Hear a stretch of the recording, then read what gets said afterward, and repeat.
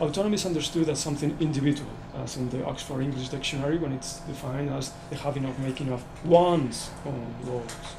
So autonomy is usually understood as a capacity that individuals have in order to act in the world in a self-regulated way.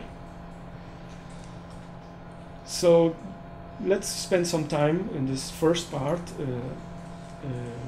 discussing a few concepts of autonomy that are present in bioethics. The following paper is 2 weeks old, but 10 years, if we go backwards, 10 years, I think that the best place to start is the publication of Honora O'Neill's Autonomy and Trust in Bioethics, especially if we read it along with the very sharp critique that Gerald Dworkin published in the Hastings Center report. I'm going to go fast because most of you will know this argument, this controversy. O'Neill's book argues for a different kind of autonomy rather than probably what is the standard model, which is based on Millian understanding of freedom, what O'Neill calls individual autonomy, and which probably is the one that is, in the Oxford Dictionary, the one that is more common sense and more widespread. But this way of looking at autonomy for O'Neill is fraught with problems, so she argues for a different one, much more Kantian in flavor, which she calls principled autonomy, acting on principles that we can will as universal laws. Why? Well, O'Neill gathers evidence about the great mistrust, the many walls that there are in the biomedical and biotechnological realm, and she thinks that the culprit, the responsible factor, is precisely the rise of individual autonomy that has been associated with the rise of bioethics.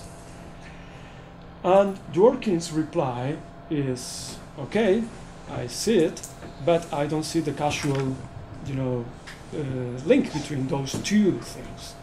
There is mistrust, there is individual autonomy, but where is the evidence that one causes the other? I cannot help, but thinking about this in relationship with a similar debate that we just had in the Remata, the International Journal of Applied Ethics that Chechu steers for a few years from now, and we are so grateful to have this forum because we were talking about this. A few of them, most of you will know about this because Rosanna and others took part, concerning a book, the Spanish translation of the book by Fred Tauber, Confessions of a Medicine Man. We translated and published in the Remata one of the chapters, and it's all about this. Basically, what Tauber says is not very different from what, coming from a different, root, but it's similar to what O'Neill says. Basically, individual autonomy is the culprit, or is the bad guy. But as for instance Rosanna mentioned, it may be not the case, and probably you will have Dworkin on your side, because do we really know that much about that relationship between concepts of autonomy and trust? And a lot of empirical research has to be done to prove that.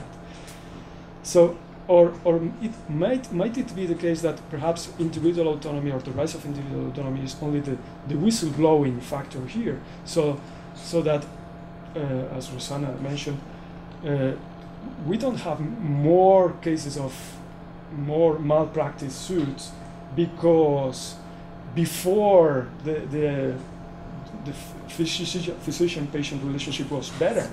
Perhaps we have more now simply because before it was utterly impossible for patients to raise their voice. So the issue is very much still in debate. It's open. So, and it's open because there is a massive bibliography on autonomy and a massive confusion. It's a big mess. So the first thing that we did, and we are still doing, is to try to put some order and create a very basic taxonomy of concepts of autonomy, which and those concepts, those 5 different ones that we have extracted, are in themselves umbrella terms. So they are families of concepts. So you must bear with very gross generalizations here. But again, very quickly, because most of you know about this. The most prevalent is of course, the Dworkin-Frankfurt model. Dworkin has this very famous book concerning the practice and theory of autonomy, in which he uses a former theory by Harry Frankfurt, in which autonomy is seen as something having to do with a hierarchy of desires, in which we have first-order desires and second-order desires.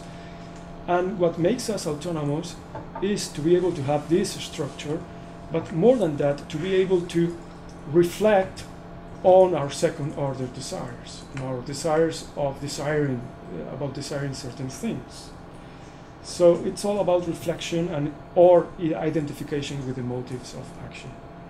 This is a conception of autonomy that is quite procedural. It's not substantive in the way that Dworkin doesn't give us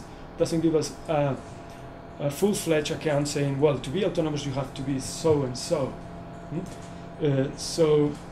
It allows, for instance, to some kind of autonomous gregariousness. So as he says, you can be a tyrant, a bad guy, and be autonomous. I mean, Nazis can be autonomous in the Dworkin sense. A different family of conceptions is those that are being termed as negative autonomy. Why negative? Well, of course, because they are very similar to the negative conception of liberty as it was described by Isaiah Berlin.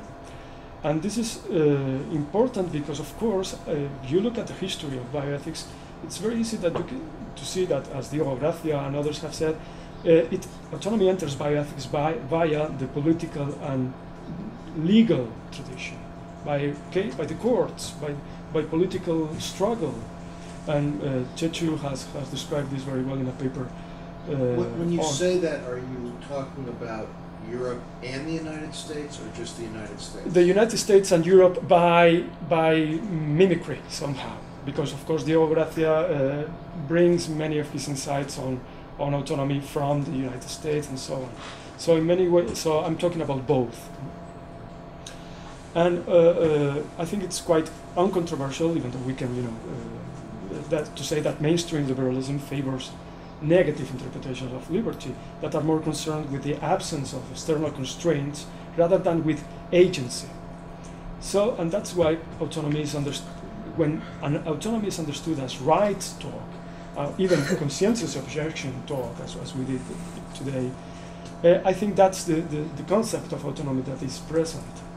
So, and this creates all sorts of problems. I think Diego Gracia has been talking about this, and I mean it's something that many people have raised a hand about. I mean, the kind of autonomy that comes from the political and jural tradition is what we call in our group autonomy in health. Is of course every feminist writer will tell you that this is the autonomy of male, healthy, self-possessed, proprietary citizens, not the kind of autonomy that women, the ill, children have, and that's deeply problematic when you go to healthcare ethics. Sorry, one question, because I know nothing about feministic theory. So this last sentence is to be taken as a descriptive one.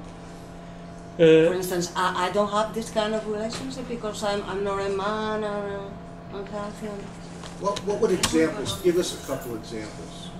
Well, my examples come from the bioethics literature. If you go to Beauchamp and Childress' book, Principles of Biomedical Ethics, you go to the when they discuss autonomy, to the chapter on autonomy, and the kind of abilities and decisions and choices that they describe as autonomous are,